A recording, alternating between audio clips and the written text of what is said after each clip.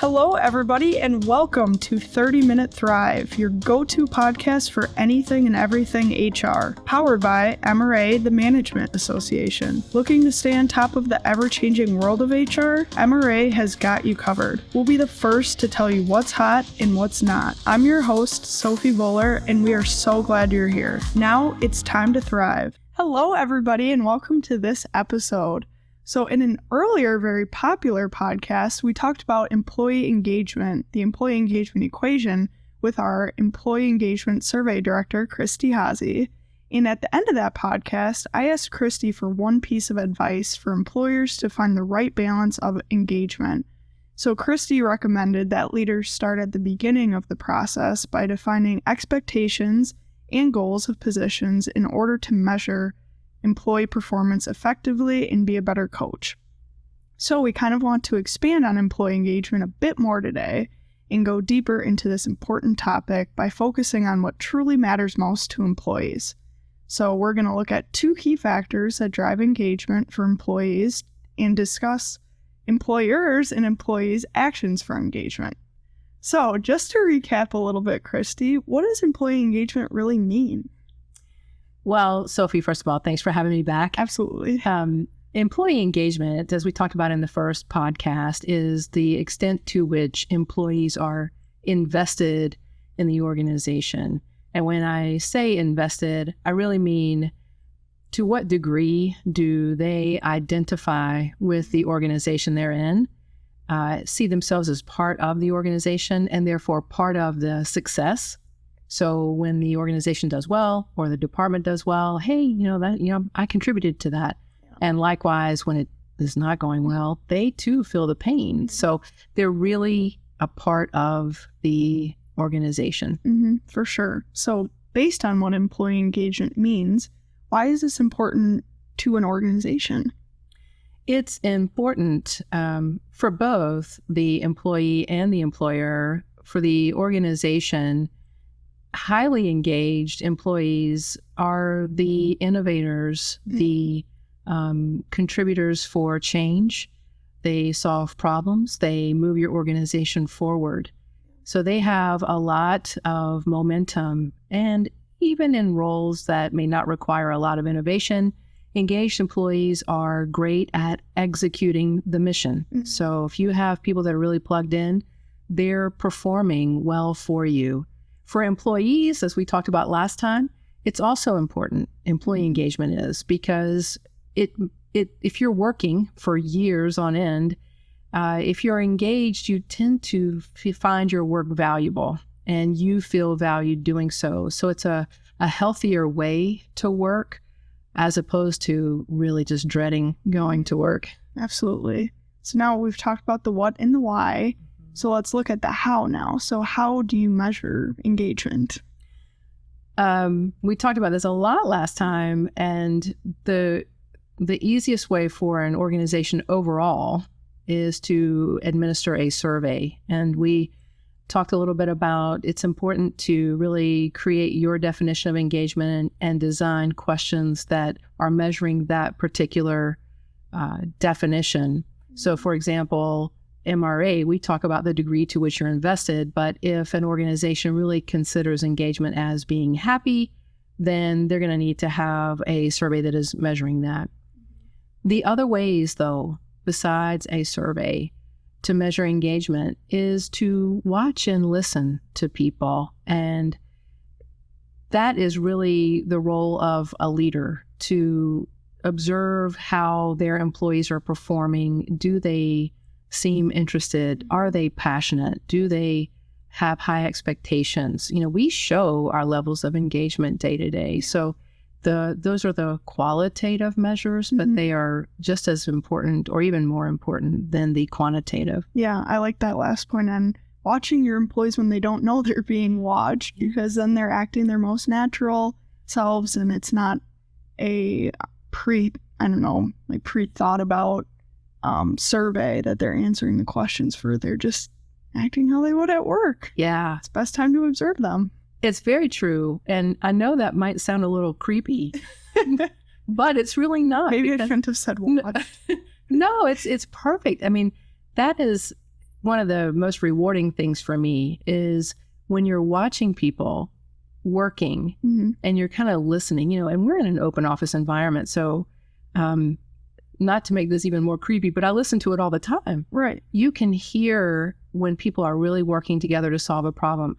I was just in my own team and I observed them huddled around together, working on a problem for a survey. They were trying to resolve a scenario and they were really passionate about it. Yeah. And to me, that is so rewarding to see because you can tell they're all in. Yeah. As opposed to that same problem could exist if they didn't care. They'd just be like, you know what, let's just write this and move on. Right. So it's a great point that you made because you really can observe engagement when people don't know. Yeah.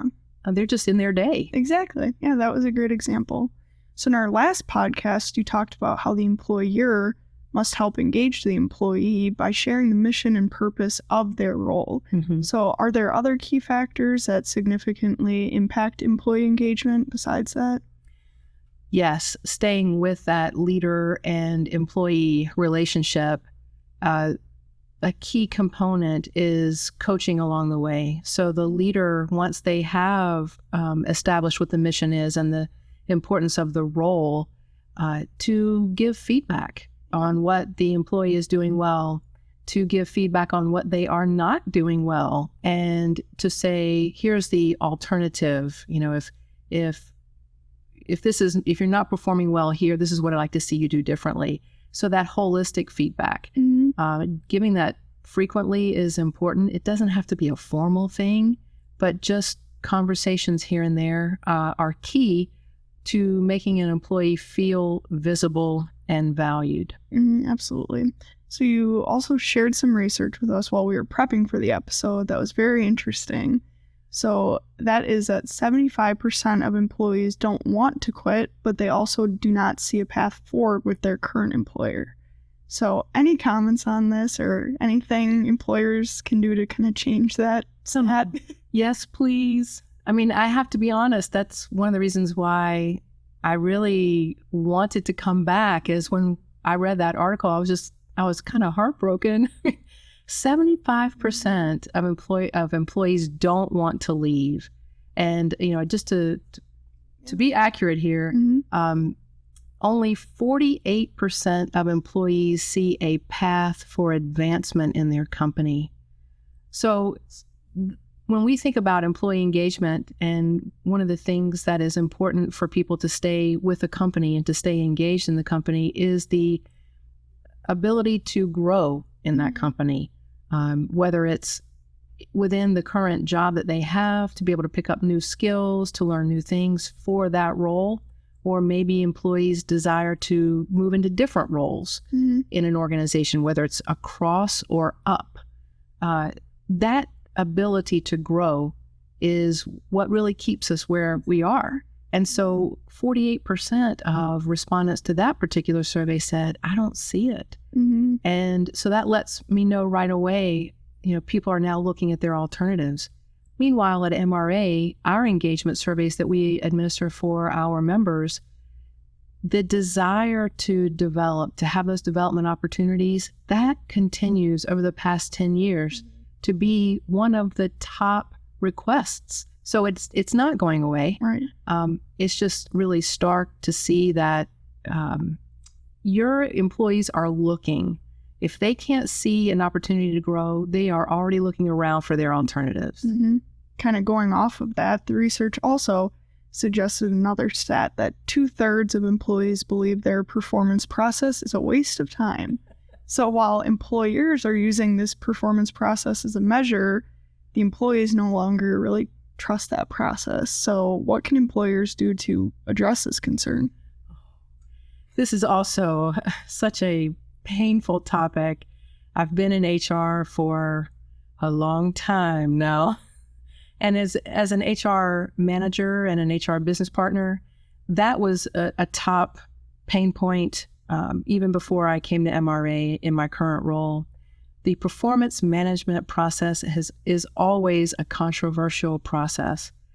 And if there's one thing that I think we could do better in any organization that we're in is to focus less on the form, what the form that you have to complete or the process of getting it submitted, and focus more on the content and the conversation and to prepare that discussion.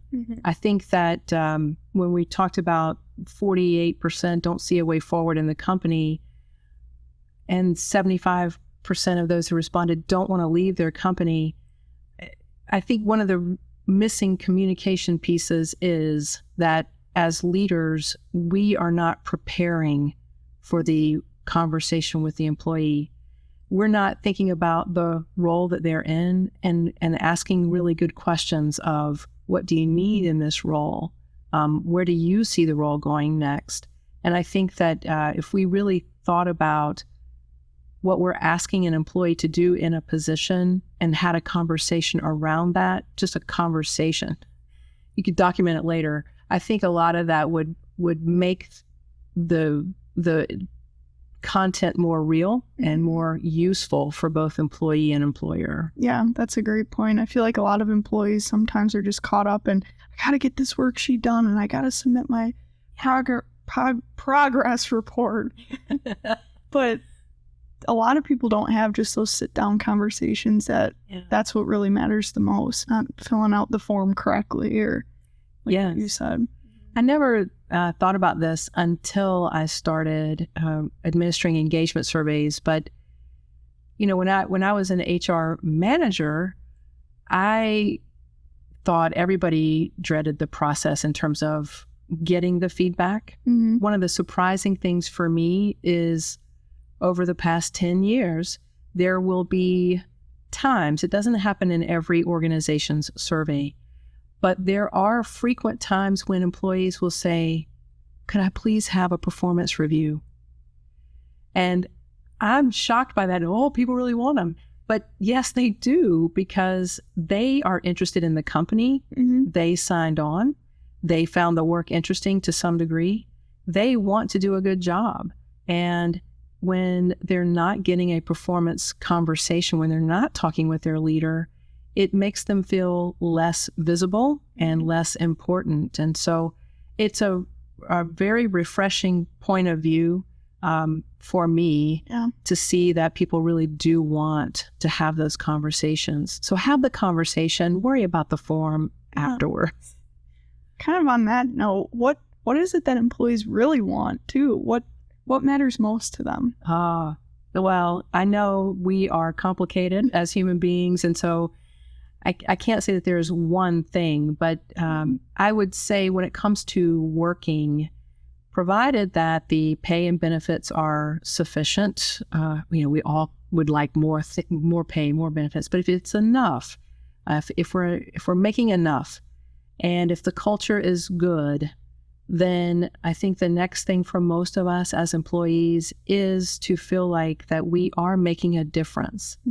And so if we as employees are not getting that, because if I think about our first conversation around this, we talked about the employer and the employee side of the equation. If you're an employee and you feel like you are not getting the feedback that you need, or you don't understand your role, I would want you to ask for feedback. Don't wait. But for the employer's side, I really would want you to lead that discussion. Ideally, this is sort of like a dance. The leader leads, but in the absence of that, I do want the employee to speak up and get an understanding of what's the purpose of the role, how am I doing, and where can I go next? And still kind of looking at the employer side, then how can they help guide employees through the development process? We talked about this a little bit at the end of the last podcast, but we didn't really flesh it out. I mentioned then that a leader needs to understand first they need to understand what the positions are that are reporting into them. What's the purpose of those roles? What do they do? So the leader doesn't need to be competent in doing them. It would be great if they have had some experience, but to really be strategic about, okay, for the next 12 months, for this particular title that I'm leading, this is what I'm going to need. So they need to then be able to say, oh, here are the skills that are going to be required. Mm-hmm. How are my direct reports performing relative to what is needed? Mm-hmm. What do I need to give them? So to really think about the architecture of the organization that they're managing, and then evaluate the talent, what they see from their direct reports, and also asking, what do you think you need in the role? Mm-hmm. Because a lot of times as a leader, you might think that a person is performing really well, but from their perspective, they may find, I really don't have the skill to do this, or if I had this skill, if I knew how to do this, I could save so much time. That's a good point. And so those types of conversations, how are you feeling in this role? What do you think you need? What would you like to learn? Yeah. What do you think could be improved? You're asking the employee to give their input, and then the two of you can set your performance goals and development goals for the upcoming year. And it's a much more collaborative conversation. Mm-hmm. That's great advice. So wrapping up here, unfortunately, you mentioned this in our last episode, but engagement falls on both the employer and the employee. So what can or should the employee do here as well to increase their engagement? Pursue. If I could think of one word for the employer side, it's intentional. For the employee, it's pursue. Remember that there was some reason that landed you in this particular organization that you're in, and in this particular position that you're in. And you are important in that role. So I think a lot of times individuals don't realize the impact they have on an organization. And I would want each employee to pursue getting what they need in order to be successful in their role. So pursue. Great ending, Kristie. Always end great. Thank you. Well, thank you again for being on the podcast today and sharing your expertise again on employee engagement. It's a very popular topic, so we're glad you could be here again. But to our listeners, if you liked our chat and topic today, I would encourage you to share this episode, like, comment, give it a review, and consider joining MRA if you aren't a member already. We have all the resources you need in the show notes below. And we also have Kristie's LinkedIn profile and bio if you'd like to get in touch with her. Otherwise, thanks for tuning in again, and thank you, Kristie, for being on the podcast. My pleasure. And that wraps up our content for this episode. Be sure to reference the show notes where you can sign up to connect for more podcast updates. Check out other MRA episodes on your favorite podcast platform. And as always, make sure to follow MRA's 30-Minute Thrive so you don't miss out. Thanks for tuning in, and we'll see you next Wednesday to carry on the HR conversation.